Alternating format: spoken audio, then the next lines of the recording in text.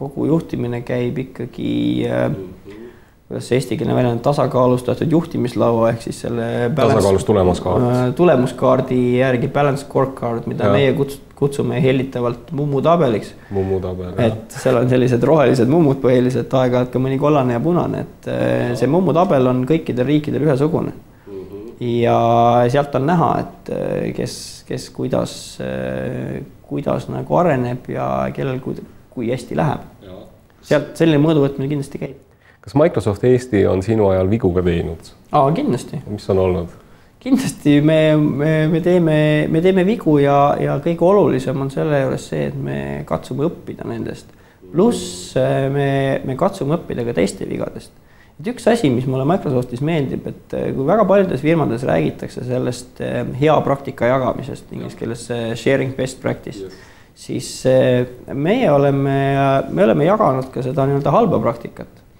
Et me saame keskeltläbi 4 korda aastas saame nii-öelda regiooni esinduste juhtidega kokku.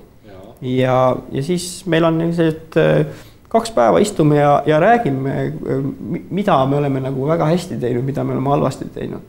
Ja see on nagu see koht, kus tõepoolest tark õpib teiste vigadest. Ja see on nii, et on template ees, räägid, mida sa oled hästi teinud ja räägid, mida sa oled halvasti teinud. See ei ole isegi mitte template, vaid seal lihtsalt me räägime edulugudest ja räägime nendest asjadest, mis on nagu... Nagu Rain ei taha rääkida ebaõnnestumisest, siis ütleb keegi, et räägi ikka.